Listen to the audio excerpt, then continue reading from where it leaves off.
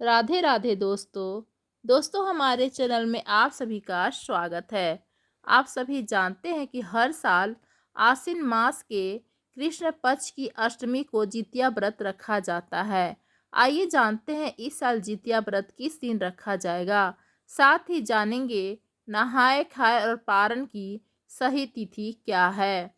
Friends, माना जाता है कि इस संसार में माँ के स्थान को कोई और नहीं ले सकता। बच्चों के प्रति माँ का प्यार सबसे अधिक होता है। हिंदू धर्म में माँ अपने बच्चों के सुख और दीर्घायु की कामना करते हुए उपवास भी रखती है। इसे जितिया व्रत के नाम से जाना जाता है, जिसमें माताएं पूरे दिन निर्जला उपवास करती हैं। यह व्रत हर साल आश्विन मास के कृष्ण पक्ष की अष्टमी को रखा जाता है और नौमी तिथि को इसका पारण किया जाता है। दोस्तों, व्रत के पहले दिन नहाए खाए की परंपरा भी है। जितिया व्रत को हिंदू धर्म में सबसे कठिन और महत्वपूर्ण व्रतों में गिना जाता है। इस व्रत में भगवान जीमूत वाहन की पूजा अर्चना की जाती है। आइए जानते हैं कि इस साल जितिया व्रत किस दिन रखा जाएगा। साथ ही जानेंगे नहाए खाए और पारण की सही तिथि क्या है। दोस्तों, चलिए जानेंगे नहाए खाए और पूजा की परंपरा। फ्रेंड्स, जितिया व्रत से एक दिन पहले सप्तमी तिथि को नहाए खाए की परंपरा है।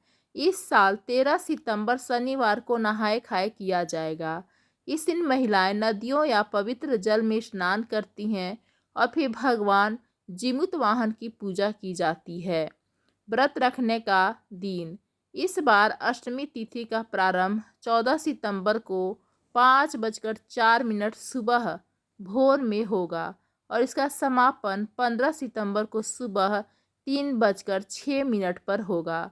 शास्त्रों में उदया तिथि का विशेष महत्व बताया गया है। इसी कारण माताएं 14 सितंबर को सूर्योदय से पहले कुछ खाकर पानी पीकर तैयार हो जाएंगी और फिर सूर्योदय से लेकर अगले दिन सूर्योदय तक निर्जला व्रत का पालन करेंगी। यह उपवास 15 सितंबर को पूरा होगा। उस दिन सुबह 3:06 पर अष्टमी तिथि समाप्त होगी।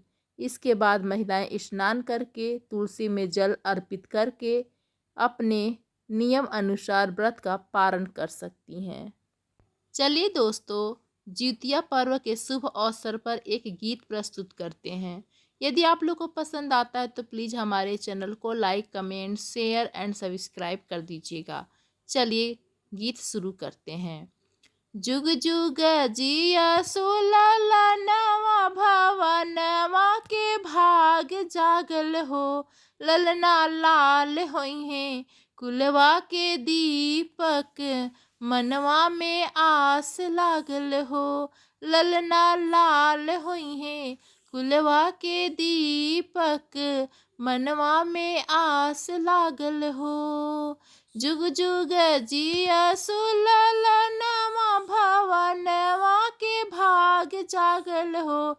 ललना लाल होई है कुलवा के दीपक, मनवा में आस लागल हो।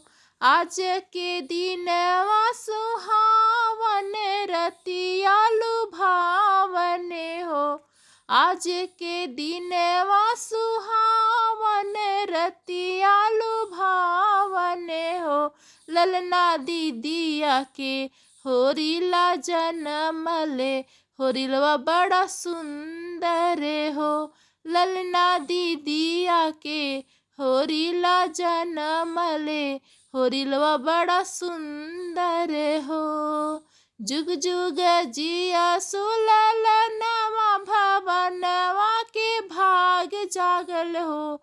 ललना लाल होई है कुलवा के दीपक, मनवा में आस लागल हो। नकिया तो हवे जैसे बाबूजी के अखिया माई के हो। नकिया तो हवे जैसे बाबूजी के अखिया माई के हो। ललना मुहवा चनवा सुरुजवा तो सगरो अंजोर भैले हो। ललना मुँह महा चनवा सूरुजवा तो सगरो अंजोर भैले हो। सासु सुहागिन बड़ा भागिन अन धन लुटावेली हो। सासु सुहागिन बड़ा भागिन अन धन लुटावेली हो। ललना दुआरे पे बाजला बधैया आंगनवा उठे सोहर हो। ललना दुआरा पे बाजला बधैया आंगनवा उठे सोहर हो। नाची नाची गावेली बहिनिया ललन के खिलावेली हो। नाची नाची गावेली बहिनिया ललन के खिलावेली हो।